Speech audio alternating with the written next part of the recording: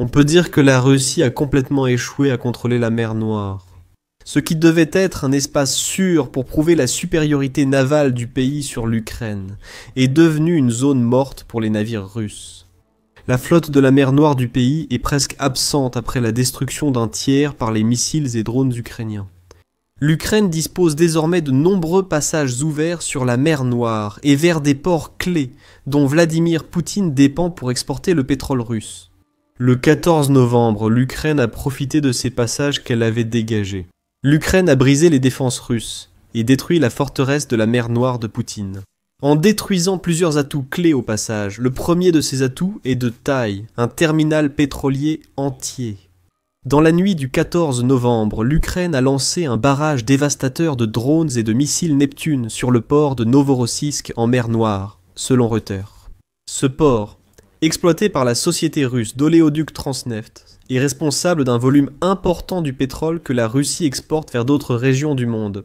En plus d'être un port de réception pour les produits pétroliers entrant en Russie, Poutine a besoin que ce port fonctionne à pleine capacité. L'attaque aérienne de l'Ukraine vise à le mettre hors service. Le port a stoppé toute expédition et réception de pétrole après l'attaque nocturne de drones ukrainiens. Tout cela est dû à la collaboration des unités ukrainiennes les plus élites. Le Kyiv Post indique qu'une source du service de sécurité d'Ukraine affirme que la frappe du 14 novembre était un travail d'équipe. Selon une source anonyme de l'unité Alpha, du service de sécurité d'Ukraine, ce service a coopéré avec la direction principale du renseignement ukrainien. Avec le service des gardes-frontières, les forces d'opération spéciales et des unités d'artillerie navale. Ce n'était pas une frappe irréaliste, avec tant d'unités collaborant. L'Ukraine a longuement préparé l'attaque contre Novorossiysk et l'a menée avec une grande efficacité le 14 novembre. Après le blitz de drones et missiles ukrainiens, les stations de chargement, les systèmes de pompage et l'infrastructure des pipelines avaient disparu. Un vaste incendie a éclaté dans un des principaux ports pétroliers russes. Pas mal pour une nuit de travail.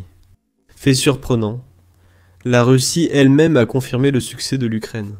Plus précisément, le quartier général des situations d'urgence de la région de Krasnodar s'est exprimé sur Telegram pour expliquer ce à quoi il faisait face après l'attaque de drones et de missiles de l'Ukraine. À Novorossiysk, une attaque de drones du régime de Kiev a endommagé un dépôt de pétrole du complexe de Chezkaris. Le quartier général a signalé des dégâts aux installations à terre. Les efforts pour repousser l'attaque de drones continuent. Ces efforts n'ont pas abouti. Chezkari désigne l'installation majeure frappée par l'Ukraine à Novorossiysk. Fondé en 1964, c'est un des principaux centres de transbordement pétrolier du sud de la Russie, traitant pétrole brut et produits raffinés. Doté de 30 réservoirs de pétrole brut, l'installation peut stocker 820 000 mètres cubes, rapporte le Kyiv Post, et comprend aussi plusieurs réservoirs pour divers types de fuel. Reuters ajoute que le terminal était suffisamment actif pour expédier 761 000 barils de pétrole par jour en octobre dernier, ce qui représente environ 322 millions de tonnes par jour. Gardez ces chiffres en tête. Nous y reviendrons plus tard dans la vidéo. Cette fois, la Russie n'a pas nié l'attaque, bien que le Kyiv Post précise qu'elle a encore évoqué l'excuse des débris de drones. Il est étrange que, selon la Russie, les drones ukrainiens causent tant de dégâts sans toucher leur cible. Ça fait se demander ce qui se passerait si un drone ou un missile touchait réellement sa cible. Bien sûr, nous n'avons pas besoin de nous poser la question.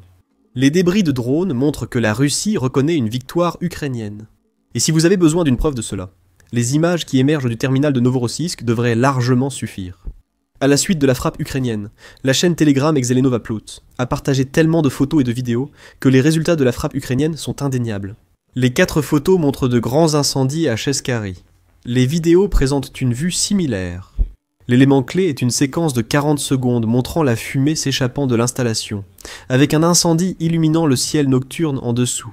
Nous ne voyons pas les drones ukrainiens atteindre la cible, mais des incendies aussi importants ne viennent pas de simples débris. Un peu plus de dégâts ont été causés au-delà du terminal lui-même, rapporte le Kyiv Post dans son article.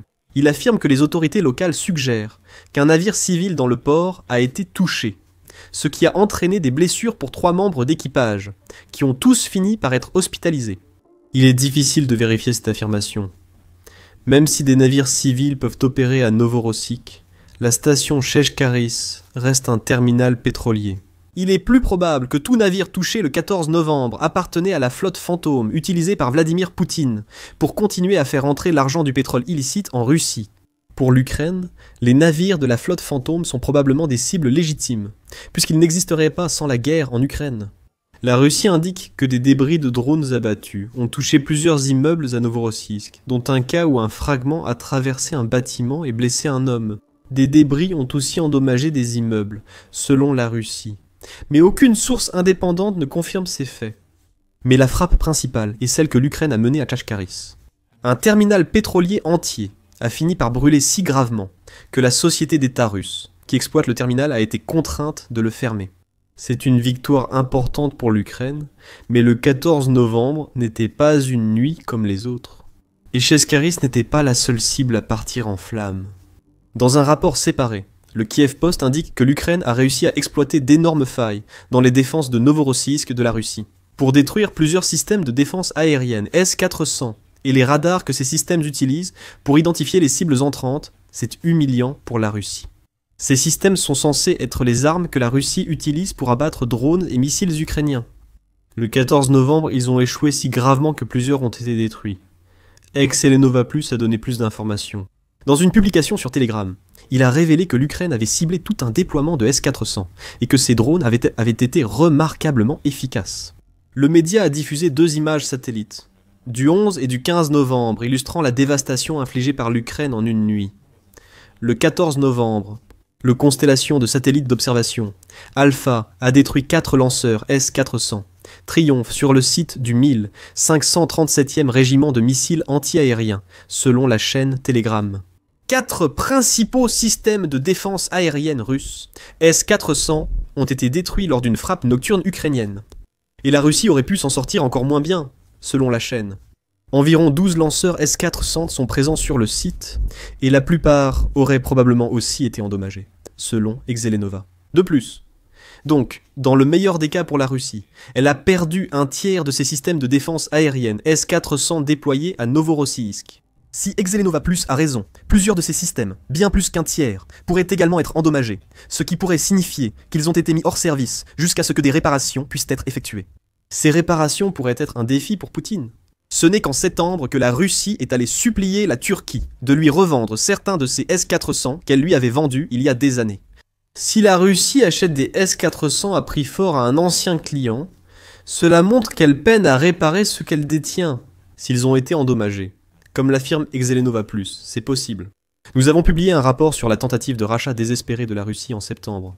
Regardez la vidéo pour comprendre ce que Vladimir Poutine souhaitait et ce que cela signifiait pour la Russie et la Turquie. Revenons sur les 4 S-400 perdus par la Russie. Même si les drones ukrainiens ont été très efficaces contre ces défenses, le 14 novembre, elles sont censées être parmi les meilleures de la Russie. Missile Threat et Army Technology les classent parmi les meilleurs systèmes de défense aérienne mondiaux, d'après Missile Threat. Le S-400 Triomphe, qui porte le nom de code OTAN Solaire 21 Growler, est un système de missiles solaires mobiles censé pouvoir abattre des avions, des missiles de croisière, des missiles balistiques et des drones. Cette affirmation paraît étrange vu ce qui s'est passé à Novorossiysk. Cela montre que les drones ukrainiens sont trop performants pour les défenses russes, ou que la Russie surestime l'efficacité de son S-400 depuis des années. Si c'est la seconde option, la Russie a appris à ses dépens qu'un test en combat seul vérifie la validité de ses affirmations sur ses armes. Ces affirmations suggèrent que le S-400 est similaire au système Patriot. Ce système s'est montré très efficace pour l'Ukraine depuis l'invasion de Poutine. Le système peut lancer des missiles avec 2 types d'ogives. Le premier est le 48N6, qui est une ogive à fragmentation hautement explosive conçue pour déchiqueter les cibles, et peut-être faire face à des hordes de cibles entrantes. Le 77N6 en revanche est une ogive à impact direct conçue pour des frappes de précision. Les 2 ogives pesant 143 kg, soit environ 315 livres. Army Technology précise que le S-400 peut engager toutes les cibles dans sa portée de 400 km, soit 248 miles. Il atteint aussi ses cibles jusqu'à 30 km d'altitude, soit 186 miles. Cela implique que missiles et avions de chasse ne peuvent pas éviter les tirs du S-400 en volant trop haut. Le S-400 peut engager 36 cibles à la fois, ce qui en ferait un bon choix contre les attaques de drones ukrainiens. Si c'est vrai, comment l'Ukraine a-t-elle pu détruire au moins 4 de ses puissants systèmes de défense aérienne avec des drones le 14 novembre? Dans un article de 2024 qui posait justement cette question, Le Global Defense Corps s'est entretenu avec un général de division à la retraite et stratège militaire de l'armée australienne nommé Mick Ryan. Ryan a déclaré que le S-400 est un système de défense aérienne puissant, mais que l'Ukraine en a révélé les faiblesses. Pour neutraliser ces systèmes performants, il faut une approche systémique, a déclaré Ryan aux médias. Il ne suffit pas de tirer sur lui. Il faut aussi neutraliser ses protections, capteurs, systèmes d'armes, de défense aérienne, antimissiles et anti-drones. De plus, The National Interest l'avait déjà affirmé en avril 2018. Le S-400 n'est pas très efficace contre les cibles à basse altitude, malgré sa capacité à détecter des cibles jusqu'à 18 miles d'altitude. Cela signifie peu quand un missile ou un drone ennemi fonce vers le S-400. Cela explique peut-être comment l'Ukraine a détruit autant de S-400 le 14 novembre. Nous savons déjà que les drones longue portée de l'Ukraine peuvent voler très près du sol lorsque c'est nécessaire. En octobre, les médias United 24 ont indiqué que l'Ukraine utilise des drones ultra légers, inspirés du Skyranger, capables de voler bas, ce qui les rend idéaux pour éviter les missiles S-400. Nous ne savons pas avec certitude si c'était ces types de drones qui ont été utilisés le 14 novembre, mais il y a de fortes chances que ce soit le cas. Cependant, un point soulevé par Ryan sur les faiblesses du S-400 mérite d'être rappelé. Les capteurs, ou plus précisément les capteurs et les radars. En plus du terminal pétrolier et des S-400 détruits par l'Ukraine le 14 novembre, les drones du pays ont aussi ciblé 2 systèmes radars utilisés par la défense aérienne russe pour détecter les drones entrants. Le Kiev Post dit avoir parlé à une source du service de sécurité d'Ukraine, confirmant les frappes sur les S-400. La source a ajouté « Les 2 radars principaux ont également été touchés ». Le Kiev Post rapporte les radars 96 N6 Cheeseboard et 92 N6 Gravestone. Ces 2 systèmes servaient à détecter drones et missiles ukrainiens. Sans eux, les S-400 russes tiraient sans précision. Une confusion semble exister concernant le Cheeseboard. Le Kiev Post l'appelle Système 96 N6, tandis que d'autres parlent du 96 L6. Radar Tutorial est l'une de ces sources, et en supposant qu'il s'agisse du même radar, le média révèle que l'Ukraine a réussi à neutraliser un système radar assez puissant. Radar Tutorial précise que la planche à fromage sert avec les S-300 et S-400, ce qui expliquerait sa cible. Il utilise une antenne à réseau phasée avec 96 rangées rayonnantes. Il est également conçu pour sauter de fréquence, ce qui minimise l'efficacité du brouillage. Ainsi, le radar peut détecter des cibles même en présence de systèmes de guerre électroniques. Le Cheeseboard suit jusqu'à 100 cibles simultanément. Les drones, comme les hélicoptères, avions et missiles, sont parmi ces cibles. Deagle précise que le Cheeseboard peut suivre des cibles à 580 km, 360 miles, et qu'une version améliorée double le nombre de cibles suivies et étend la portée à 700 km, 434 miles. Ce radar aurait été crucial pour la flotte S-400 russe. Le neutraliser était sans doute la première étape de l'Ukraine pour attaquer les défenses aériennes russes. Army Recognition a indiqué en juillet que le radar 92 N6 ou Gravestone, pendant qu'il est un élément clé du S-400 Triumph. Désigné par l'OTAN comme Solaire 21 Growler, ce système de défense aérienne assure l'acquisition, le suivi et le guidage des intercepteurs contre diverses menaces aériennes. Nous commençons à voir un schéma se dessiner ici, et cela suggère que Ryan avait raison lorsqu'il a parlé des faiblesses que l'Ukraine a découvertes dans le dispositif S-400 de la Russie. Comme le plateau de fromage, la pierre tombale peut détecter jusqu'à 100 cibles simultanément. Elle doit assurer une couverture à 360 degrés, pour que les systèmes russes ne soient jamais pris au dépourvu. Il existe plusieurs versions du radar, avec des portées de 250 à 480 km, 155 à 298 miles. Monté sur un châssis à roues, le système radar peut également aller partout où va le S-400 qui l'accompagne. Ce qui ne fait que renforcer l'affirmation d'Army Recognition, selon laquelle il est essentiel à la capacité du S-400 à accomplir sa mission. L'Ukraine a été intelligente le 14 novembre. Les indices montrent que l'Ukraine a d'abord neutralisé 2 radars essentiels nécessaires aux S-400 russes pour détecter les cibles. Avec ces systèmes hors service, les S-400 ne pouvaient rien faire d'autre que tirer à l'aveugle, en supposant qu'ils puissent tirer tout court. La voie libre, l'Ukraine a lancé plus de drones, touchant 4 lanceurs S-400, et en endommageant peut-être d'autres. Et l'Ukraine a réussi cette opération incroyablement complexe, tout en frappant le terminal pétrolier de Tcheskari si fort que son exploitant a été contraint de le fermer. C'est le meilleur résultat possible après une nuit de travail en Ukraine. Le 14 novembre a été un cauchemar pour Poutine, sa forteresse de la mer Noire, étant incapable de se défendre contre les drones ukrainiens. La Russie a seulement déclaré avoir abattu 66 drones ukrainiens près du dépôt de pétrole incendié à Krasnodar et 59 au-dessus de la mer Noire. Même si la Russie dit la vérité, cela n'a clairement pas suffi, car l'Ukraine a réussi à toucher directement les cibles qu'elle voulait détruire. Cela fait 3 jours que l'Ukraine a réalisé cette frappe nocturne remarquable lors de la création de cette vidéo. Nous savons désormais que la Russie a remis en service son terminal pétrolier incendié. Reuters rapporte que Transneft a repris le chargement de pétrole au terminal de Cheskharis après 2 jours d'arrêt dû à des dégâts causés par l'Ukraine.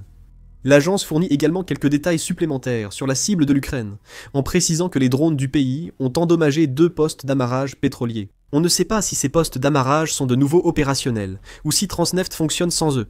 Le chargement de seulement 2 pétroliers, dans un port assurant. 2% de l'approvisionnement mondial en pétrole indique que le terminal n'est pas encore pleinement opérationnel. On pourrait croire qu'une fermeture de 2 jours n'est pas un exploit pour l'Ukraine, mais c'est faux. Nous avons évoqué plus tôt des chiffres, que nous allions reprendre plus loin dans la vidéo. Nous avons indiqué que le terminal pétrolier de Cheskari expédiait 761 000 barils par jour en octobre. Une fermeture de 2 jours a immobilisé 1 522 000 de barils de pétrole russe, qui auraient dû être livrés aux clients. Plusieurs entreprises, dont de grands raffineurs chinois, modifient déjà leurs achats de pétrole russe, et cette instabilité est la dernière chose que la Russie veut que ses clients remarquent. Cela pourrait être pire que 1 522 000 de barils. Selon le Kiev indépendant, Novorossiysk est capable de transporter plus de 2 millions de barils de pétrole par jour, car il est également responsable de la gestion des expéditions en provenance du Kazakhstan. Ce chiffre est exact. L'Ukraine a temporairement interrompu jusqu'à 4 millions de barils de pétrole. Cela pourrait coûter cher à la Russie en perte de clients, d'autant qu'un S-400 vaut environ 500 millions de dollars selon CNBC. La destruction de 4 systèmes représente 2 milliards de dollars de pertes pour le budget de guerre russe. Et cela sans même prendre en compte le coût des systèmes radars que l'Ukraine a détruits. Le 14 novembre, la Russie a subi de lourdes pertes. Sa forteresse de la mer Noire a été infiltrée et un important terminal pétrolier neutralisé. Elle a perdu au moins 2 milliards de dollars. Tout cela grâce à une frappe aérienne ukrainienne brillamment coordonnée, que Novorossiysk était censé pouvoir empêcher. Ce ne fut pas le cas. La Russie pense avoir la stratégie parfaite qui lui permettra enfin de prendre la ville ukrainienne clé de Pokrovsk. Elle croit que l'Ukraine ne peut rien faire contre cette stratégie. Alors que les forces russes cherchent à encercler la ville et à prendre d'autres localités, cela accélérera la chute de Pokrovsk. La Russie a lancé une tenaille près de Pokrovsk. Mais elle n'avait pas imaginé que l'Ukraine utilise cette stratégie pour renforcer la ville que la Russie veut encercler. L'Ukraine a brillamment utilisé une manœuvre de tenaille sur la ligne de front, offrant un répit à ses troupes. Bien que Pokrovsk soit la cible principale de la Russie, l'Ukraine a inversé la stratégie russe en se concentrant sur la ligne de front de Dobropilia, surtout au nord de Minarad. Dans cette région, la Russie tente de créer une tenaille qui lui permettrait de prendre Mirad, ce qui lui offrirait à son tour une autre route vers Pokrovsk. Alors qu'elle tente d'encercler la ville meurtrie, la Russie était près de finir sa manœuvre de tenaille. Au 13 novembre, le New York Times annonçait la fermeture imminente de la tenaille. Il ne restait qu'une brèche de 3 km, permettant aux troupes ukrainiennes de quitter Minarad. Si elle se refermait, elle serait piégée. Les mouvements en tenaille, simples en théorie, sont très difficiles à exécuter. Changer d'avis explique les bases de cette manœuvre. Un pays attaquant envoie 2 colonnes, l'une à droite et l'autre à gauche d'une position ennemie. Vous pouvez remplacer droite et gauche par nord, sud, est, ouest ou toute direction souhaitée. L'essentiel est que la manœuvre de tenaille oblige les troupes ennemies à combattre sur 2 fronts. Lorsque la tenaille se referme, les troupes attaquantes se retournent et avancent, frappant la poche qu'elles ont créée et éliminant tout ce qui s'y trouve. La Russie maîtrise particulièrement bien cette stratégie. La bataille de Stalingrad, bien que dévastatrice pour la Russie en termes de pertes humaines, fut aussi une bataille que le pays a remportée. Et elle a gagné la bataille grâce à une manœuvre en tenaille qui a permis d'encercler 250 000 soldats allemands, selon Changing Minds. Petit à petit, la Russie a resserré l'étau sur les soldats allemands en attaquant de tous les côtés, tout en prenant son temps pour les affamer. Lorsque les forces allemandes se sont rendues, elles n'étaient plus que 91 659 000 morts. L'étau russe, La Russie vise un résultat similaire, mais à plus petite échelle, à Minarad, ce qui simplifie l'objectif de l'Ukraine. Les arrêter. Euromaidan Press indique que l'Ukraine a déjà avancé dans cette direction, grâce à une initiative du commandement ukrainien. Ce que le pays vient d'accomplir pourrait bien être la contre-attaque la plus importante de toute la campagne de Pokrovsk, selon le média. Du moins en ce qui concerne la défense de la ville avant les mois froids de l'hiver, cela pourrait rendre les futures attaques russes beaucoup moins puissantes. Tout a commencé près de Radinska, en Ukraine, une autre cible russe alors que Moscou tente de prendre Pokrovsk. Le rapport du 14 novembre d'Euromaidan Press signale que les opérateurs de drones russes étaient visés ensuite. La reconnaissance aérienne au-dessus de Radinska a permis à l'Ukraine d'identifier les opérateurs de drones. Cela avait été évité avec succès quelques jours auparavant, alors qu'ils tentaient d'établir une base dans une mine à l'est de Radinska. Ces opérateurs n'ont pas duré. L'Ukraine a ordonné à un Su-27 de larguer une bombe américaine Guided Bomb Unit 62 JDAM sur le site, le détruisant aussitôt. La JDAM était le choix parfait pour cette attaque. Selon la marine américaine, la Joint Direct Attack Munition est un kit guidé air-sol qui peut être fixé à des bombes pesant jusqu'à 2000 livres. Elle délivre une charge lourde idéale pour détruire des structures en renforcé et des bunkers. Après son largage, la Joint Direct Attack Munition s'oriente vers sa cible grâce à un laser, au Global Positioning System, ou aux deux. L'arme est si précise que sa marge d'erreur est sous les 20 pieds. L'Ukraine peut en lancer plusieurs simultanément pour frapper fortement les cibles. Pas besoin d'agir ainsi contre les opérateurs de drones de Radinska. Une Joint Direct Attack Munition a suffi.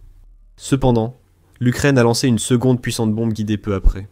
Après avoir neutralisé les opérateurs de drones, l'équipe de surveillance ukrainienne a repéré d'autres soldats russes près de Radinska. Ces soldats fortifièrent un bâtiment, sans doute pour s'en servir de base lors d'une incursion plus profonde en ville. Ils n'en ont jamais eu l'occasion. Une nouvelle frappe aérienne avec une JDAM a, selon Euromaidan Press, détruit les fortifications et éliminé plusieurs officiers dirigeant les raids en ville. L'Ukraine ne s'est pas arrêtée là. Militani affirme que la Russie tentait aussi d'infiltrer des soldats à Radinska durant ces événements. Ces soldats ont essayé de se regrouper dans le bâtiment. L'Ukraine les a poursuivis, profitant d'un brouillard dense et d'un véhicule blindé pour neutraliser les soldats russes. Les forces russes avaient réussi à faire entrer des chars dans Radinsky, selon le média, et les occupants utilisaient également des drones à vue à la première personne, ou vue à la première personne pour fournir une couverture à ces chars. L'Ukraine a attaqué en profitant du brouillard, rendant la tâche des opérateurs de drones vue à la première personne plus difficile. L'Ukraine a éliminé les forces russes, et les chars infiltrés à Radinska. La stratégie du brouillard a marché. D'autres soldats russes ont été trouvés dans un complexe industriel de la ville, et éliminés avec des Joint Direct Attack Munitions. Les dispositifs de guerre électronique russes ont dévié la première bombe guidée ukrainienne, mais la seconde a touché sa cible, et les troupes russes ont été repoussées de Radinska. La ville était sûre pour l'instant. L'Ukraine restait en danger, les forces russes, cherchant à encercler Mirad. La Russie estimait sans doute que l'Ukraine ignorait cette manœuvre en se focalisant sur Radinska. En réalité, les frappes aériennes ukrainiennes n'étaient qu'un prélude à une manœuvre extrêmement habile que la Russie n'avait jamais anticipée. Une attaque factice. Avec son succès à Radinska, l'Ukraine a compris qu'elle avait l'élan. Et l'élan apporte des opportunités, ce que les forces russes auraient également compris. Profitant de la crainte de la Russie face à une nouvelle offensive, l'Ukraine a créé une attaque simulée, qui donnait l'impression que ses forces tentèrent de lancer un assaut contre les troupes russes, de tous les côtés, rapporte Euromaidan Press. Une sorte d'inversion de la pince, mais cette fois, c'est l'Ukraine qui referme le piège. Les troupes ont été déployées, et des mouvements ont été effectués afin de donner à la surveillance russe suffisamment de raisons de croire qu'une attaque était imminente. Cela a permis à l'Ukraine de mettre les forces russes sur la défensive. Après l'échec de l'assaut à Radinska, ils se sont repliés pour renforcer leur position face aux vagues ukrainiennes. Deuxièmement, ce repli signifiait aussi que la Russie abandonnait ses tentatives de rejoindre les soldats déjà encerclés par l'Ukraine, laissant ses troupes isolées et vulnérables aux attaques ukrainiennes. La Russie jouait un jeu de chiffres et pensait pouvoir se défendre contre l'assaut. L'Ukraine se préparait. Elle voulait réduire les forces ukrainiennes et, si possible, que Vladimir Poutine attaque Rodinska à nouveau. Pour rapprocher la manœuvre de tenaille de la Russie de son aboutissement, l'Ukraine observait tous les mouvements russes. Puis, elle a fait le mouvement auquel la Russie ne s'attendait pas. L'Ukraine a commencé à faire tourner ses forces dans la ville assiégée de Mira. La Russie focalisait son attention sur Dobropilia, où l'Ukraine semblait se diriger. Ce qui signifiait que les forces du pays détournèrent leur attention de l'objectif principal de toute leur opération. Profitant de la distraction russe, L'Ukraine a évacué les blessés de Mirad et fait entrer de nouveaux soldats. Des fournitures et munitions ont aussi été envoyées à Mirnarad. Cela a permis aux troupes que la Russie tentait de piéger dans sa tenaille d'obtenir ce dont elles avaient besoin pour percer les lignes de l'avancée russe. C'était une manœuvre de diversion exemplaire. Manœuvre. Exercer une pression pour forcer l'ennemi à déplacer ses réserves, puis exploiter cette opportunité pour renforcer ou extraire des troupes ailleurs, selon Euro Made in Press. Et la Russie est tombée dans le piège. Complètement, sans réserve. Cela ne signifie pas que la contre-attaque ukrainienne pour distraire les forces russes était entièrement fictive. L'Ukraine a bien déployé des troupes au nord de Radenska, conformément au plan. Ces soldats n'avaient donc jamais l'intention d'engager sérieusement les forces russes, mais ils devaient être visibles pour la surveillance russe, afin de donner l'impression que l'Ukraine lançait une offensive. Pendant que ces soldats trompaient les occupants, l'Ukraine a déployé des convois d'évacuation vers Mirnarad sous la protection de contre-mesures électroniques. Ces convois ont évacué les blessés et livré des fournitures aux troupes ukrainiennes dans la ville. Revigorés et avec du sang neuf dans leurs rangs, les défenseurs ukrainiens de Mirad sont désormais prêts à tenir la ligne là où ils étaient autrefois, sur le point de s'effondrer sous la pression russe. Le plus incroyable dans cette opération est aussi le plus humiliant pour Poutine et ses forces. La Russie est tombée dans ce piège, l'Ukraine y étant parvenue sans aucune perte. L'Ukraine a accentué la blessure russe en utilisant l'offensive de la Russie à Pokrovsk contre elle. Souvenez-vous, nous vous avons dit que l'Ukraine simulait sa propre manœuvre de tenaille. Comme vu dans la vidéo, cette manœuvre exige des forces venant de deux côtés pour encercler l'ennemi. Les soldats partis vers le nord depuis Radinsky ont couvert le flanc, retenant ainsi les réserves russes à Dobropilia. Pour Pokrovsk, l'Ukraine n'avait pas à en faire plus. Elle retenait déjà les forces russes dans ce secteur. Tout comme à Radinska, les forces russes tentaient de prendre Pokrovsk. Le 11 novembre, la British Broadcasting Corporation a indiqué que la Russie avait progressé dans Pokrovsk grâce au brouillard, semblant utiliser la même tactique que l'Ukraine à Radinska pour éviter les drones vus à la première personne russe.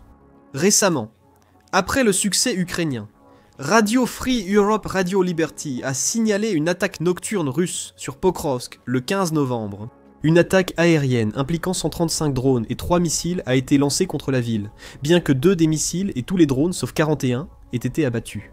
L'Ukraine n'a signalé aucune victime lors de cette attaque. Cependant, nous soulignons ce point. Un contingent massif des forces, que la Russie aurait pu utiliser pour découvrir que l'Ukraine simulait sa propre tentative. Pinsa n'a rien remarqué du tout parce qu'ils étaient trop absorbés par la bataille. Pour Pokrovsk, il suffisait à l'Ukraine de contenir la Russie au sud de la voie ferrée pour maintenir l'illusion. En d'autres termes, l'Ukraine devait s'assurer que Pokrovsk ne tombe pas si elle voulait exécuter sa stratégie à Minara. Si Pokrovsk était tombé, cela aurait signifié que des milliers de soldats russes auraient pu avancer sur Radinsky et Minara, et la tromperie ukrainienne se serait effondrée. La coordination était la clé dans tout cela. Comme l'explique Euromaidan Press, les troupes ukrainiennes ne défendent donc pas seulement 2 villes, mais elles coordonnent leurs actions de manière à maintenir les 2 positions stratégiquement viables et reliées par des corridors logistiques contrôlés, note le média dans son rapport sur la stratégie trompeuse de l'Ukraine. Peut-être que Poutine verra l'ironie de la situation. Son obsession pour Pokrovsk, mobilisant la majorité de ses soldats de Donetsk, a justement permis à l'Ukraine de renforcer Minara. Cela nous amène à la suite dans la direction de Donetsk. Ce succès ukrainien signifie-t-il que Mirad est en sécurité? Tout dépend de la définition. Mais Mirad n'est clairement pas en sécurité.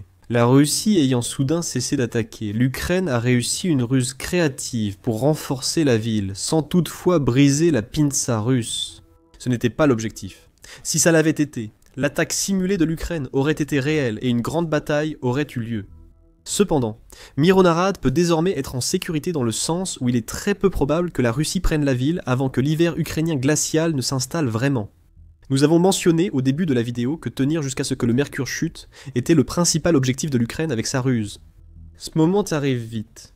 Janvier arrive dans un mois et demi, et d'après Weatherspark, le froid de ce mois pourrait freiner la pince Mirnarad de la Russie.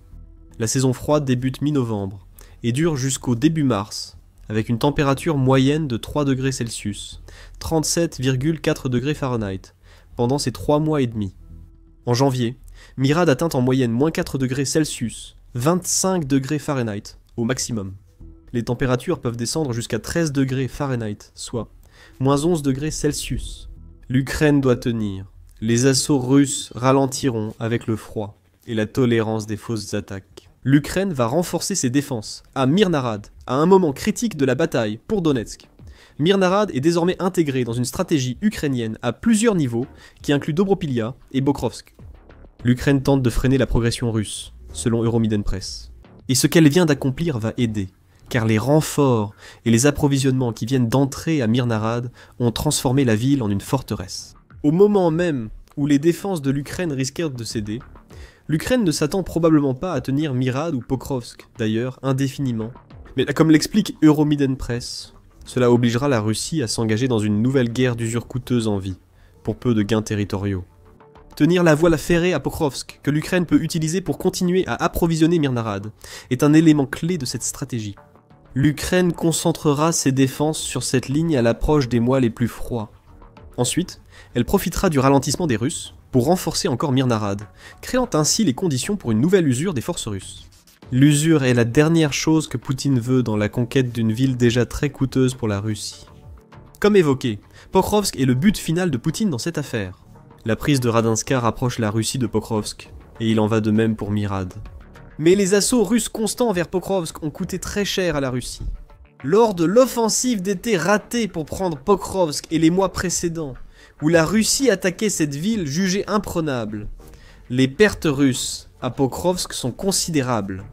Le 16 novembre. The Sun a affirmé que Poutine avait envoyé près de 20 000 soldats dans le hachoir à viande de Pokrovsk, en place depuis 18 mois.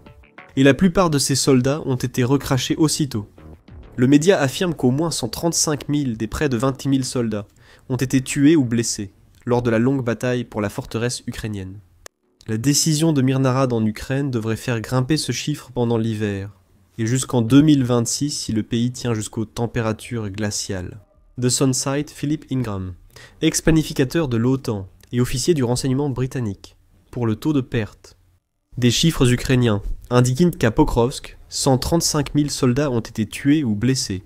Cela pourrait être plus, explique Ingram au Sun, avant de préciser ce que ce taux d'attrition signifiera pour la volonté de Poutine de s'emparer du Donbass. Et nous le savons, tenter de prendre tout le Donbass contesté. Les services de renseignement militaire britanniques, ou le renseignement de la défense, ont suggéré qu'au rythme actuel de progression, il faudrait encore 4 ans et 2 millions de pertes russes. Ingramets. Les informations mentionnées par Ingram semblent confirmées par l'art des tranchées. David Axe et un rapport de United 24 Media, s'appuyant sur des propos récents du président ukrainien Volodymyr Zelensky. Axe a déclaré le 6 octobre que la Russie avait subi jusqu'à 10 000 pertes au cours des 9 premiers mois de 2025. Le 7 novembre, lors de l'offensive sur Pokrovsk, United 24 Media a relayé les déclarations de Zelensky. La Russie a perdu 25 000 soldats confirmés filmés, et jusqu'à 3 000 de plus en octobre. La majorité de ces pertes ont eu lieu près de Pokrovsk, portant le total à 128 000 victimes dans cette ville d'ici début novembre 2025. Ajoutez les 9 mois où Poutine a exercé une pression sur Pokrovsk. La combinaison et la suggestion désinvolte d'Ingram selon laquelle cela pourrait être plus lorsqu'il partage son chiffre de 135 000 pour l'ensemble de la campagne, pourrait être plus précise qu'il ne le réalise lui-même. Encore une fois, rien de tout cela ne signifie que la Russie ne finira pas par prendre Pokrovsk. L'Ukraine prévoit cela et cherche donc à infliger un maximum de pertes aux forces de Poutine avant ce moment. Et même lorsque, ou si Pokrovsk, Mirnarad sont occupés par la Russie, la victoire pourrait ne pas être aussi douce que Poutine l'espère. Oui, la perte d'une de ces villes forteresses portera un coup dur au moral de l'Ukraine. Le Télégraphe suggère que ce coup pourrait suffire à briser l'unité ukrainienne si le pays le permet. Cependant, le même média souligne que la prise de Pokrovsk par la Russie aura en réalité un impact négligeable sur la dynamique du front à Donetsk, faisant du choc moral le principal coup auquel l'Ukraine doit se préparer. Ce point de vue est partagé par Mark Galeotti dans un article du 15 novembre pour The Times. La défense de Pokrovsk et de Mirnarad s'effondrant. Les combats vont continuer dans le nord-est de l'Ukraine, souligne Galeotti. Les villes forteresses de la partie ukrainienne restante de la région de Donetsk tiennent toujours. Les observateurs occidentaux pensent qu'elles chuteront plus lentement que Pokrovsk. La Russie poursuit après 18 mois avec Pokrovsk. Par la manœuvre trompeuse de l'Ukraine, Mirnarad, ce délai pourrait atteindre 20 mois. Si la Russie consacre plus de temps aux autres villes forteresses ukrainiennes, Poutine risque d'épuiser ses troupes et son matériel avant que la résistance ne faiblisse. Voilà pourquoi l'action récente de l'Ukraine à Mirnarad est cruciale. Cela prolonge une bataille déjà éprouvante pour la Russie, donnant à l'Ukraine plus de temps pour préparer la défense des villes ciblées par Poutine, si Pokrovsk et Mirnarad tombent.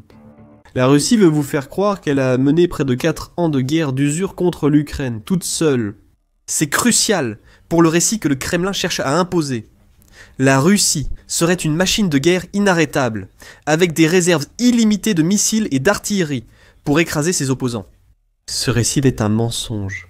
La Russie n'est allée aussi loin que parce qu'elle compte sur ses alliés, la Corée du Nord étant l'un des plus importants d'entre eux. Et maintenant, l'une de ces artères clés qui relie la Russie à la Corée du Nord a été coupée. Nulle part en Russie n'est sûr, comme l'Ukraine vient de le prouver en envoyant un message à 6600 km, soit environ 4005 miles de distance. L'annonce de la frappe ukrainienne à longue portée contre la Russie est parue le 14 novembre. United 24 Media a rapporté qu'une forte explosion avait frappé la ligne de chemin de fer transsibérienne en Russie, près de Sosnovka, dans le kraï de Khabarovsk, en Russie. Cette région est à plus de 6400 km de l'Ukraine, rendant inaccessibles même les meilleurs drones et missiles longue portée du pays. Il a donc dû se passer autre chose, et cette chose semble avoir été un brillant acte de sabotage. Opération réalisée avec la principale direction du renseignement ukrainienne, le direction principale du renseignement. L'explosion a eu un impact. United 24 Media rapporte que l'Ukraine a fait dérailler un train de marchandises sur le transsibérien.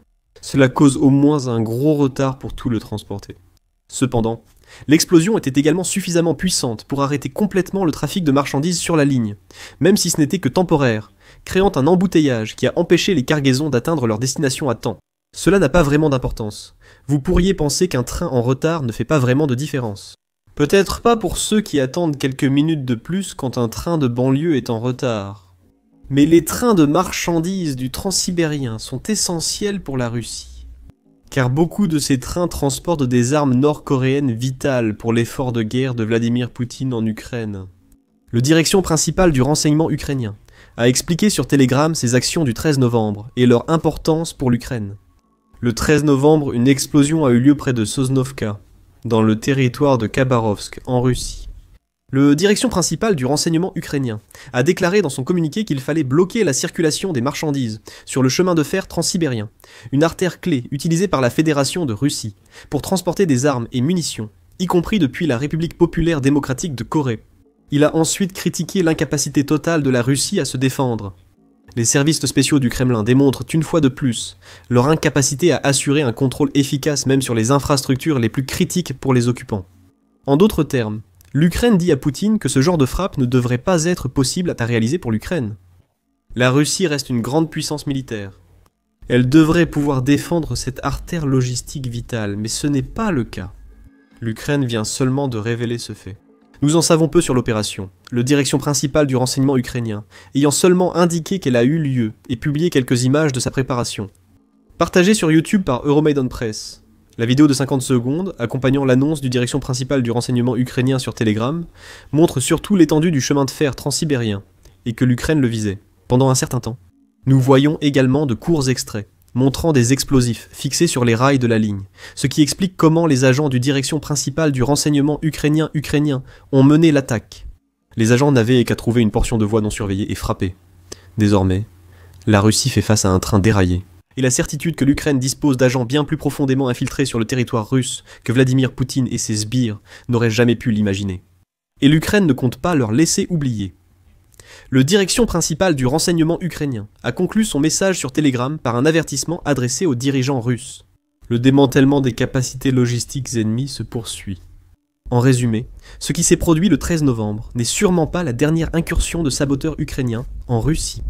Cela se répétera jusqu'à la désorganisation totale du réseau logistique russe.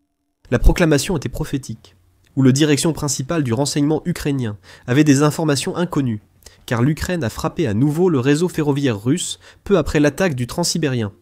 Le 16 novembre, le Kiev indépendant a rapporté que le groupe partisan pro-ukrainien Artesh avait frappé de nouveau.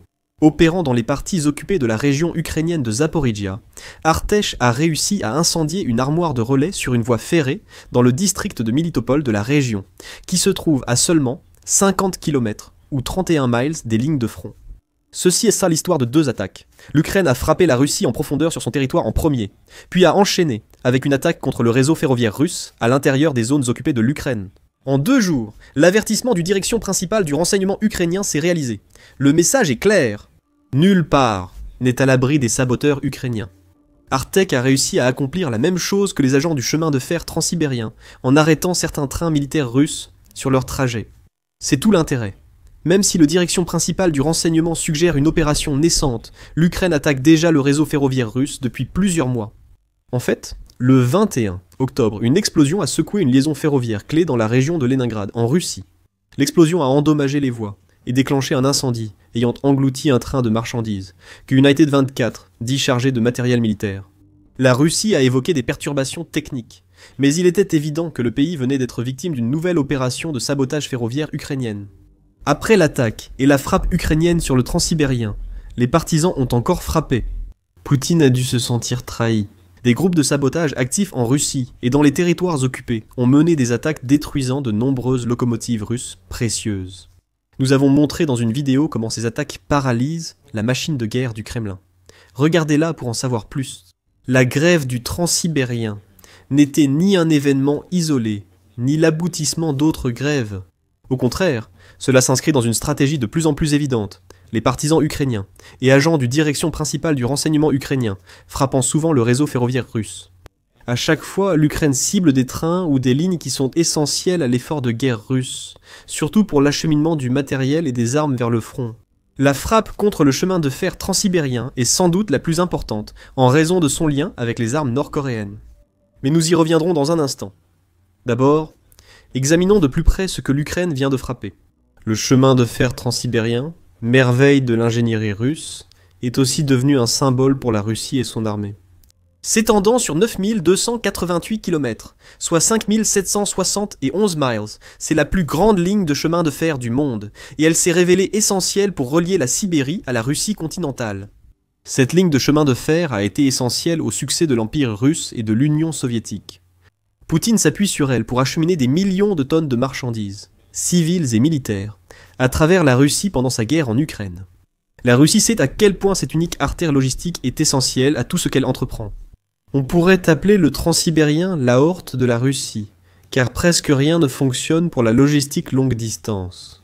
Cette ligne, en service depuis 1916, a été mise hors service selon un article du Moscow Times de 2013. Ce même article a également mis en lumière l'importance du chemin de fer pour la Russie. À l'époque, le transsibérien était capable de transporter 120 millions de tonnes de marchandises par an. Il est difficile d'estimer en dollars une telle quantité de marchandises, même si cela représente des milliards. Ces marchandises incluent des produits générant des revenus pour la Russie, selon Railway Pro en 2020. Cela inclut les métaux ferreux, le pétrole, les produits pétroliers, le minerai de fer et, depuis l'invasion de Poutine, aussi des armes. Cette ligne unique est si importante qu'en 2013, la Russie a annoncé qu'elle débloquerait son fonds national de prévoyance, à hauteur de 136 milliards de dollars pour financer la modernisation du chemin de fer transsibérien, ainsi que plusieurs autres projets. Une liaison ferroviaire directe à travers l'Eurasie deviendra la principale artère de transport entre l'Europe et la région Asie-Pacifique. Vladimir Poutine avait affirmé « Cela donnera un puissant élan à la Sibérie et à l'Extrême-Orient ». Il avait raison. C'est ce qu'a toujours été le chemin de fer transsibérien. Sa modernisation se poursuit depuis lors. Comme l'ont montré Maria Kaziva et Ekaterina Bondarchuk dans leur article pour le Forum du développement durable du Nord 2020, la Russie prévoit que la modernisation du transsibérien permettra de transporter plus de 200 millions de tonnes de marchandises par an d'ici 2025. On ignore si la Russie a atteint cet objectif, la guerre en Ukraine ayant détourné l'attention de ce projet d'infrastructure. Une chose est sûre, l'Ukraine frappant cette voie ferrée est la dernière chose dont Poutine a besoin, alors qu'il poursuit son invasion. Les seuls retards pourraient avoir coûté des millions de dollars à la Russie. Les trains bloqués par l'Ukraine transportaient des biens de consommation, contrairement à celui que le direction principale du renseignement ukrainien a fait dérailler.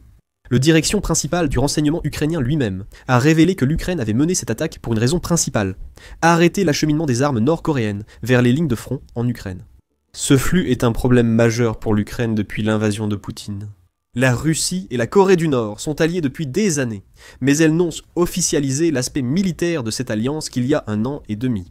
En juin, les deux pays ont signé un pacte de défense mutuelle avec une clause d'assistance réciproque. S'ils devaient un jour faire face à des attaques sur leur propre territoire, considérez cela comme quelque chose de similaire à l'article 5 de l'OTAN, mais orchestré par Vladimir Poutine, pour lui permettre de justifier l'acceptation légitime de l'aide militaire nord-coréenne. Si l'Ukraine frappait un jour le territoire russe, quelques mois plus tard, elle a mené une contre-invasion dans la région de Koursk, en Russie.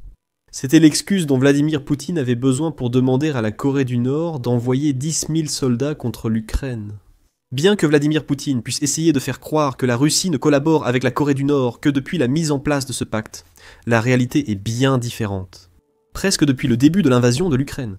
Et surtout, une fois qu'il est devenu évident que la guerre de Vladimir Poutine n'allait pas être une promenade de santé comme il l'avait supposé. La Corée du Nord arme la Russie, selon une enquête du Guardian d'avril 2025. L'article montrait clairement l'implication de la Corée du Nord dans la guerre de la Russie contre l'Ukraine. Après qu'il a été révélé qu'un missile fabriqué en Corée du Nord avait tué 12 personnes à Kayai, le président ukrainien, Volodymyr Zelensky, a fait une révélation choc, déclarant « Selon des informations préliminaires, les Russes ont utilisé un missile balistique fabriqué en Corée du Nord. Si ce missile est confirmé comme fabriqué en Corée du Nord, cela prouvera encore le caractère criminel de l'alliance Russie-Pyongyang. » Mais cette déclaration n'était qu'un indice de l'ampleur de la collusion entre la Russie et la Corée du Nord en Ukraine. The Guardian précise que la Corée du Nord aurait livré à la Russie au moins 148 missiles balistiques, KN-23 et KN-24 d'ici début 2025. Il est probable que beaucoup d'autres aient été transférés depuis. Il y a aussi des obus d'artillerie, des millions d'entre eux, selon une enquête conjointe menée par Reuters et le Centre des sources ouvertes. Ensemble, ces organisations ont suivi 64 expéditions de la Corée du Nord vers la Russie sur une période de 20 mois, ce qui représente 16 000 conteneurs, tous supposés transporter des obus d'artillerie destinés à être utilisés en Ukraine. Le même rapport souligne également que l'Ukraine estime que la Corée du Nord fournit environ 50% des obus que la Russie utilise en Ukraine, et que ce chiffre pourrait même atteindre 70%. Reuters précise que certaines unités d'artillerie russes dépendent totalement des obus fournis par la Corée du Nord. Au Guardian, l'ex-coordinateur d'un groupe d'experts de l'Organisation des Nations Unies sur les sanctions contre la Corée du Nord a souligné l'importance de ce pays pour l'effort de guerre de Poutine. La contribution de la Corée du Nord a été stratégiquement vitale, a déclaré Hugh Griffiths au Guardian. Sans l'appui de Kim Jong-un, Vladimir Poutine ne pourrait pas vraiment poursuivre sa guerre en Ukraine. Il n'est pas surprenant que l'Ukraine cherche à neutraliser le transsibérien. Si cette ligne transporte des obus et missiles nord-coréens à travers la Russie, elle est aussi essentielle à l'effort de guerre de Poutine que la Corée du Nord. Le président russe semble bien comprendre à quel point son allié autrefois isolé est devenu essentiel. Le 29 octobre, United 24 a annoncé que la Russie construisait un nouveau pont routier. Le pont franchira la rivière Tumen, reliant la Corée du Nord à la Russie et fournissant à celle-ci un nouvel accès aux armes nord-coréennes. Le pont est la première liaison automobile entre les deux pays. Et il devrait pouvoir traiter 300 véhicules par jour, dont environ les 2/3 devraient être des camions de marchandises. United 24.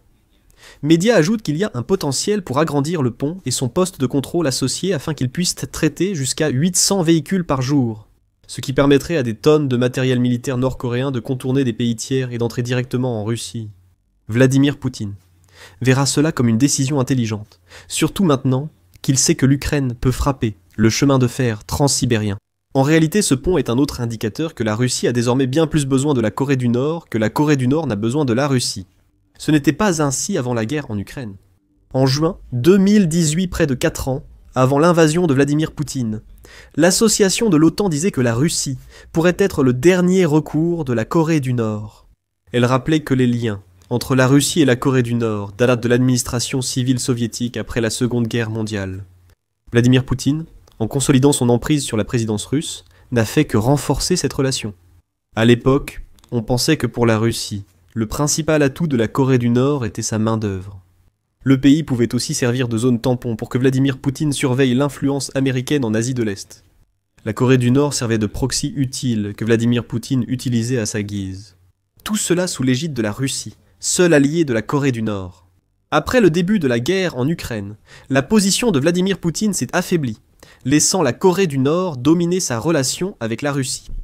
Oleg Ignatov, analyste principal de la Russie pour Crisis Group, a expliqué les causes de cette situation à Al Jazeera en juillet.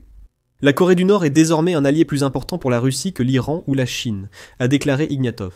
La Corée du Nord livre des munitions et armes lourdes à la Russie. Des sources russes disent que les soldats nord-coréens sont professionnels et disciplinés. Au début de l'opération de Kursk, ils manquèrent des compétences de combat modernes requises pour ce type de guerre, qui implique l'utilisation d'un grand nombre de drones, mais ils se sont rapidement adaptés. La Corée du Nord dépendait de la Russie pour éviter l'isolement international. Poutine dépend maintenant de la Corée du Nord pour sa guerre. L'Ukraine doit donc tout faire pour stopper l'arrivée d'armes nord-coréennes en Russie. Comme faire dérailler un train sur le transsibérien, c'est une bonne chose. Si rien d'autre, ce déraillement signifie que les armes nord-coréennes mettront plus de temps à arriver sur les lignes de front, ce qui affaiblit les assauts russes et peut créer des opportunités pour des contre-attaques ukrainiennes. Les unités d'artillerie russes ne peuvent maintenir leurs tirs sur les points d'étranglement sans les obus nord-coréens qu'elles utilisent depuis quelques années.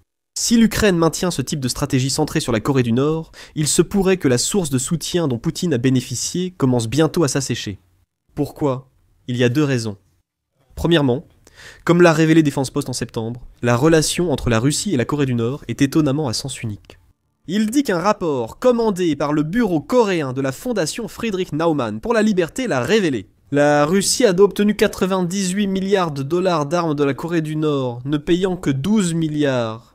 La Corée du Nord a sans doute toléré cette disparité de paiement, car elle voit toujours la Russie comme un allié utile. Cependant, cette perception pourrait ne pas durer en raison de la deuxième raison pour laquelle les armes de la Corée du Nord pourraient bientôt s'épuiser. Elles sont en train de s'épuiser. Le 16 novembre, Peace Defense Express a annoncé une forte baisse des expéditions nord-coréennes vers la Russie. Aucune n'a été enregistrée en septembre, et en octobre, seules quelques livraisons ont eu lieu. Les réserves de nord-coréennes d'obus soviétiques utilisables sont presque épuisées. Ajoutez ces problèmes de stock au fait qu'environ 50% des obus nord-coréens n'atteignent même pas l'Ukraine. Parce qu'ils sont tellement peu fiables, ils ne peuvent pas être utilisés. Et au final, on se retrouve avec un partenariat militaire qui bat de l'aile. La Corée du Nord s'est affaiblie pour aider la Russie dans sa guerre. Avec l'Ukraine qui détruit les voies ferrées et trains transportant les rares obus russes, la Corée du Nord va s'interroger sur la durée de son soutien. La Russie ne paie pas assez et gaspille des obus. Et la Corée du Nord se retrouve maintenant dans une position où elle a plus d'influence sur Poutine que jamais auparavant. Cela ne veut pas dire que la relation entre la Russie et la Corée du Nord va s'effondrer. Cependant, plus l'Ukraine pourra exercer de pression sur cette relation, plus il est probable que la Corée du Nord demande encore plus que l'excellent accord dont Poutine profite actuellement. Si cela arrive, Poutine ne déplorera pas seulement la perte d'armes nord-coréennes. Il pourrait se retrouver à dépenser des milliards de dollars supplémentaires rien que pour mettre la main sur ces armes en premier lieu. Le président russe, Vladimir Poutine, n'a plus beaucoup d'alliés après que son invasion désastreuse de l'Ukraine l'a isolé, lui et son pays, d'une grande partie de la communauté internationale. Et même les rares amis sur lesquels Poutine peut encore compter, comme le dictateur nord-coréen Kim Jong-un, se révèlent plutôt peu fiables. Kim aurait trompé Poutine, selon de récentes informations. Il a fourni à la machine de guerre du Kremlin des munitions anciennes, obsolètes et pourries, qui ont commencé à se retourner contre les troupes russes sur la ligne de front. Encore une mauvaise nouvelle pour Poutine, illustrant la déchéance de la Russie dans la communauté internationale. Le fait qu'elle doive recourir à de telles mesures désespérées simplement pour maintenir ce conflit voué à l'échec est inutile. Avant la guerre, la Russie n'était pas la nation la plus populaire, mais elle exerçait une forte influence mondiale, et Poutine pouvait compter sur des liens assez solides avec divers pays et dirigeants. Ensuite, il a commis l'erreur de sa vie en envahissant l'Ukraine et en dressant une grande partie de la communauté internationale contre lui dans le processus. Des dizaines de pays ont depuis condamné l'invasion de la Russie et l'occupation illégale des territoires ukrainiens, beaucoup dénonçant les crimes de guerre du Kremlin. Et une grande partie du monde occidental en particulier punit la Russie avec vague après vague de sanctions économiques. De nombreux pays ont également rompu efficacement tous les liens qu'ils avaient avec Moscou, déchirant les accords commerciaux et ainsi de suite. Un certain nombre de pays sont cependant restés aux côtés de la Russie tout au long de la guerre. Ce n'est pas un grand nombre. En février 2023, Le Monde a constaté à quel point le cercle d'amis de Poutine s'était réduit. Lorsqu'une résolution des Nations Unies a appelé à la fin de la guerre en Ukraine et a exigé le retrait immédiat de la Russie du pays, la quasi-totalité des pays ont soutenu la résolution. Seule la Russie, la Biélorussie, la Syrie, la Corée du Nord, le Mali, le Nicaragua et l'Érythrée s'y sont opposés. Même des pays autrefois proches de la Russie, comme certains pays d'Asie centrale qui, pendant des années, ont compté sur leurs liens avec Moscou pour survivre, ont commencé à tourner le dos à Poutine. D'autres ont continué à investir dans les ressources russes, comme la Chine et l'Inde, qui sont devenus les deux plus grands acheteurs de pétrole russe ces derniers temps. Mais très peu ont été prêts à fournir une véritable assistance militaire aux forces du Kremlin sur le terrain. La Corée du Nord est l'exception. Elle a exprimé haut et fort son soutien diplomatique à la Russie, même avant l'invasion de 2022, devenant l'un des rares pays au monde à reconnaître officiellement la Crimée comme appartenant à la Russie dès 2017, plusieurs mois après le début de la guerre.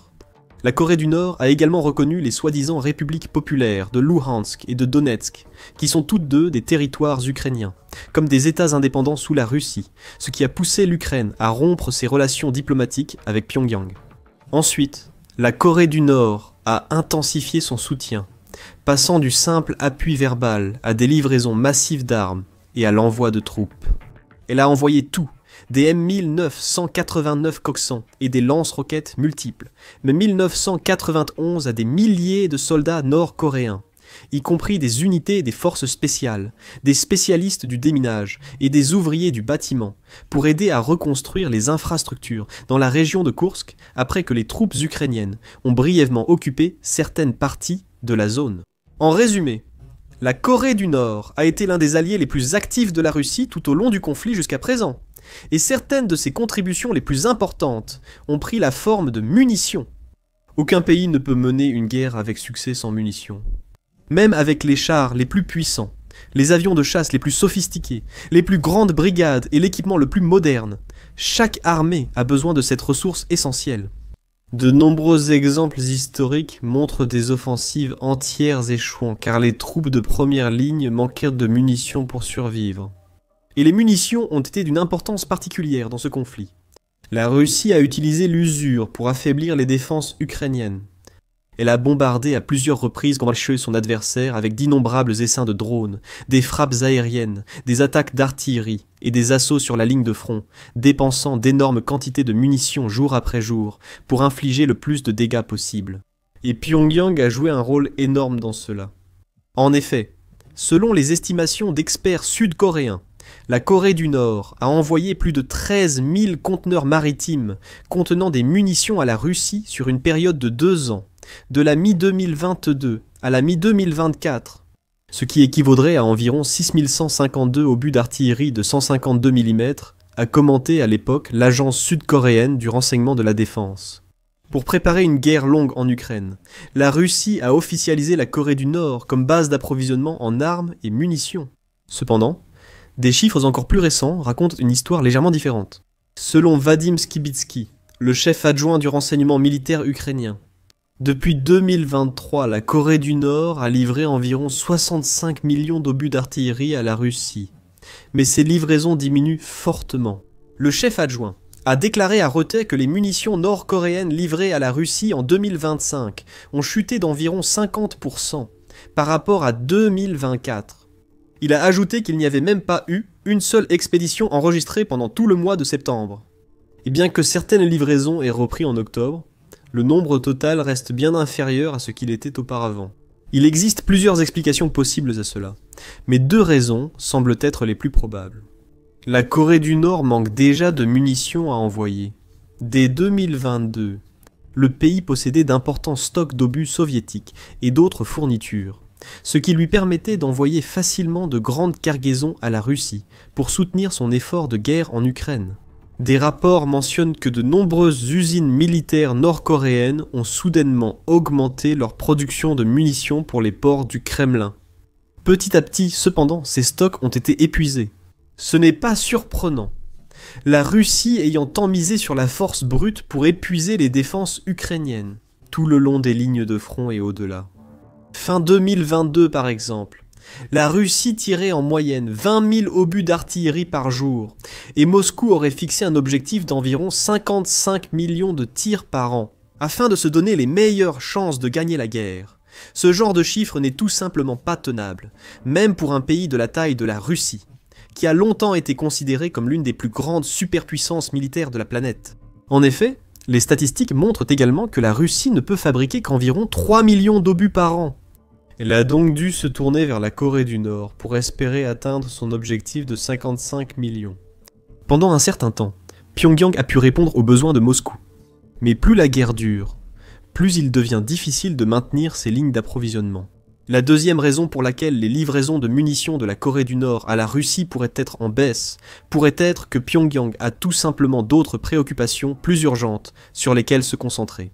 Il n'y a pas longtemps, l'armée nord-coréenne a dévoilé son dernier et soi-disant meilleur missile balistique intercontinental, le Hwasong-Wing.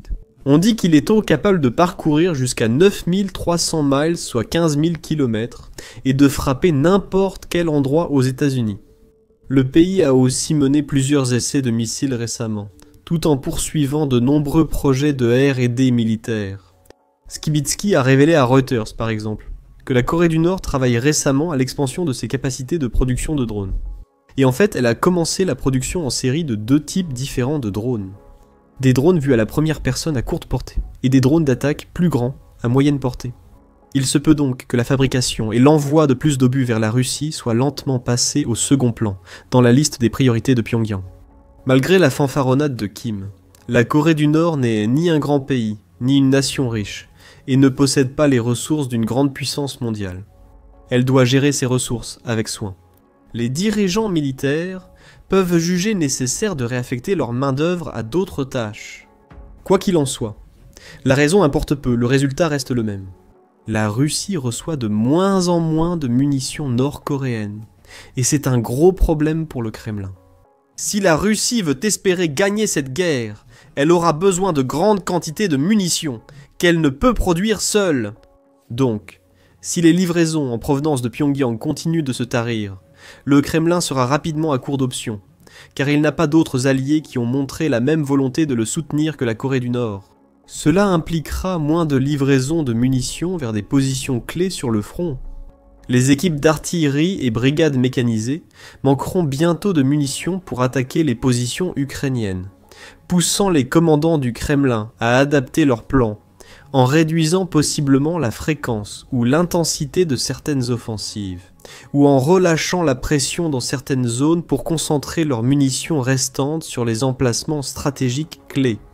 Cela offrirait à l'Ukraine de nouvelles opportunités pour lancer des contre-offensives, se regrouper, se réapprovisionner et renforcer ses lignes. Ou même reprendre des parcelles de territoire perdues dans certaines régions, où l'on constate que les munitions russes viennent à manquer. En résumé, cette baisse d'approvisionnement pourrait fortement impacter la machine de guerre du Kremlin. Et il ne s'agit pas seulement de la quantité de munitions nord-coréennes, mais aussi de leur qualité. Selon les rapports des services de renseignement ukrainiens, près de la moitié des obus fournis par la Corée du Nord à la Russie sont tellement vieux et peu fiables que la Russie doit les remettre en état dans ses propres installations, au lieu de les envoyer directement sur le front. Ce n'est pas ce que la Russie souhaite. Les commandants du Kremlin souhaitent idéalement recevoir les livraisons de Pyongyang, les envoyer directement au point clé du front, prêtes à être lancées immédiatement sur les bastions ennemis et positions défensives. Au lieu de cela, chaque fois qu'un nouveau lot de munitions entre dans le pays depuis la Corée du Nord, des équipes de travailleurs doivent essentiellement effectuer des contrôles de qualité, vérifiant si les obus sont même en état d'être utilisés. Beaucoup d'entre eux doivent ensuite être détournés vers les propres installations militaires de la Russie, pour subir des améliorations avant d'être finalement envoyés au front. Donc, non seulement la Russie doit dépenser de l'argent pour acheter ses obus au départ, mais elle doit aussi ensuite consacrer plus de temps, d'argent et de ressources pour s'assurer qu'ils sont prêts à être déployés. De plus, beaucoup des obus jugés suffisamment bons pour aller directement sur la ligne de front finissent quand même par être des projectiles inutiles. Comme l'a noté l'analyste politique ukrainienne Olena Krishanivska dans un rapport de 2024, la Russie rencontre des problèmes avec l'augmentation de la production nationale d'armes et de munitions, comme une pénurie de main-d'œuvre qualifiée. Par exemple, Urul-Vaxevort, un fabricant de chars, a embauché 250 détenus d'une prison voisine pour combler le manque de main-d'œuvre. La Russie utilise aussi de nombreuses munitions de ses alliés, notamment la Biélorussie, l'Iran et la Corée du Nord. Selon les rapports, la Corée du Nord aurait expédié l'équivalent d'environ 3000 obus d'artillerie de 152 mm depuis août de l'année dernière, et ces usines fonctionnent à pleine capacité. Des responsables ukrainiens ont indiqué qu'environ 50% des obus envoyés de Corée du Nord à la Russie sont défectueux. Cette histoire accuse et humilie la position militaire actuelle de la Russie. Elle est censée être l'une des superpuissances militaires mondiales, avec une armée immense, des milliers de chars, de véhicules blindés, des missiles, de l'artillerie, des défenses aériennes de pointe, ainsi que de grandes forces aériennes et navales. Pendant des décennies, des pays du monde entier étaient terrifiés à la simple idée d'un possible conflit avec la puissante machine de guerre russe. Aujourd'hui, cependant, le mythe de l'armée russe est en train de s'effondrer sous nos yeux. La Russie peine toujours à progresser en Ukraine et à vaincre un adversaire bien plus petit. Elle doit même recourir à des mesures désespérées, comme acheter de vieilles munitions défectueuses à un de ses rares alliés. Et comme tant d'autres aspects de la guerre de Poutine, cette situation avec les munitions nord-coréennes est totalement insoutenable. Premièrement, comme je l'ai dit plus tôt, Pyongyang ne pourra pas continuer à expédier indéfiniment des millions et des millions d'obus d'artillerie et d'autres munitions à la Russie. Elle n'a pas les stocks, ni les ressources, ou la capacité de production, comme le prouve le fait que les livraisons deviennent déjà plus petites et plus sporadiques. Deuxièmement, si la Corée du Nord parvient encore à envoyer quelques obus à Moscou, beaucoup resteront totalement défectueux. La Russie devra donc gaspiller plus de temps et de ressources pour restaurer ces obus ou les envoyer aux brigades de première ligne. Et espérer qu'ils fonctionnent. Malheureusement pour la Russie, elle n'a pas vraiment d'autre choix. Elle compte aussi sur la Biélorussie et l'Iran, prêts à fournir des ressources et approvisionnements. Il n'y a pas vraiment une longue file de pays désireux d'alimenter l'effort de guerre de Poutine. La Russie devra donc soit utiliser les munitions de qualité F de la Corée du Nord, soit tenter de gagner la guerre avec une fraction de ses besoins en munitions. De son côté, à Pyongyang, Kim Jong-un est probablement assez satisfait de la façon dont la guerre a tourné en sa faveur. De nombreux pays ont critiqué la Corée du Nord pour son rôle dans la guerre et son soutien à la Russie. Wi Sung-lak, ex-ambassadeur sud-coréen en Russie, affirme que l'alliance de Kim avec Poutine s'est avérée très avantageuse. Concernant Pyongyang, nous avons précisé que la Corée du Nord déclare produire environ 4 millions de tonnes de céréales, dont riz, orge et blé, chaque année. Mais une grande partie de ce que l'on appelle la production de riz est en réalité composée de pommes de terre, ce qui laisse le pays dangereusement à court de l'un de ses aliments de base. Les 4 millions de tonnes de céréales que la Corée du Nord dit produire chaque année sont en réalité environ 1 million de tonnes en dessous de ce dont elle a besoin pour nourrir le pays. Si la Russie fournit 60 000 à 70 000 tonnes de riz, cela couvrira plus de la moitié des besoins annuels de la Corée du Nord. Il a poursuivi en notant que, bien que la Corée du Nord ait récemment traversé une crise de pénurie alimentaire, une grande partie de cette situation a très probablement été soulagée grâce à ses accords avec la Russie. En vendant quelques conteneurs d'obus d'artillerie, Pyongyang peut se permettre bien plus que des centaines de milliers de tonnes de riz. Nous pensons aussi que Kim Jong-un peut désormais estimer avoir beaucoup fait pour la Russie. Poutine devrait pouvoir lui rendre l'appareil. Si une guerre éclate avec la Corée du Sud, la Corée du Nord pourra dire qu'elle a combattu pour la Russie. En cas de guerre dans la péninsule coréenne, la Corée du Nord peut désormais compter sur l'aide de la Russie. Cela reste à voir. Mais l'alliance entre la Russie et la Corée du Nord devrait se poursuivre dans un avenir proche. Selon Skibitsky dans son interview à Reuters, les responsables nord-coréens observent attentivement la situation en Ukraine et tentent d'en tirer le maximum d'enseignements. Pyongyang a observé l'utilisation des drones russes contre ses adversaires et applique ces enseignements en lançant la construction de ses propres sites de production de drones. Nous ignorons encore combien de drones la Corée du Nord fabrique. Le pays pourrait fournir de nombreux drones à la Russie, ce qui rendrait potentiellement les essaims de Moscou plus grands et peut-être plus meurtriers. En même temps, si la moitié des obus d'artillerie nord-coréens sont défectueux, il est facile d'imaginer que les drones du pays pourraient aussi s'avérer peu fiables et potentiellement problématiques pour la Russie. Le Kremlin risque encore d'être perdant dans cet accord. Investir dans des drones basiques défectueux, qu'il doit ensuite passer plus de temps et d'argent à réparer et à améliorer avant qu'ils ne puissent être considérés comme prêts au combat. En attendant, la Russie se prépare également à accueillir environ 12 000 travailleurs nord-coréens avant la fin de 2025. Ces ouvriers travailleront dans des entreprises proches de la zone économique spéciale d'Alabouga, au Tatarstan, où la Russie produit de nombreux drones utilisés contre l'Ukraine, selon un récent message de la direction principale du renseignement ukrainien sur Telegram. D'ici fin 2025, la Russie prévoit de faire venir 12 000 travailleurs nord-coréens pour ses entreprises de la zone économique spéciale d'Alabouga, au Tatarstan. C'est à Alabouga que sont fabriqués les drones longue portée de type Shahed Garan, avec lesquels l'armée russe mène des attaques terroristes contre les infrastructures civiles de l'Ukraine, pour discuter la vente de main-d'œuvre.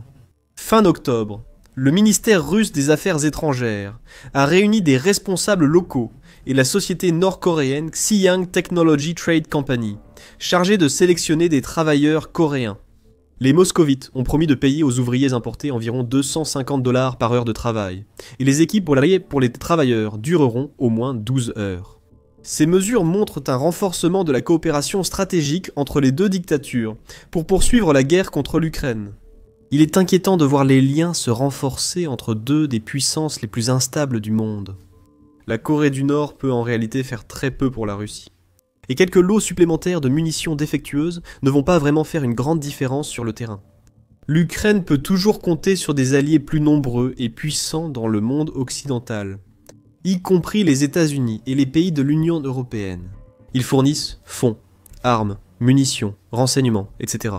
Les États-Unis ont récemment montré un aperçu de leur puissance près de la Russie, à découvrir dans cette vidéo, où, pour un aperçu plus approfondi de la façon dont la guerre évolue, et comment l'Ukraine est en train de renverser la situation, regardez cette vidéo, qui explore certaines des raisons principales. Poutine refuse encore la paix, et il peut avoir le sentiment qu'il n'a pas d'autre choix que de poursuivre le conflit, ou de risquer l'effondrement de tout son régime. N'oubliez pas de vous abonner à notre chaîne si ce n'est pas déjà fait, et d'activer les notifications pour rester informé et à jour sur tout ce qui se passe dans la guerre entre la Russie et l'Ukraine, ainsi que sur d'autres conflits importants, à travers le monde.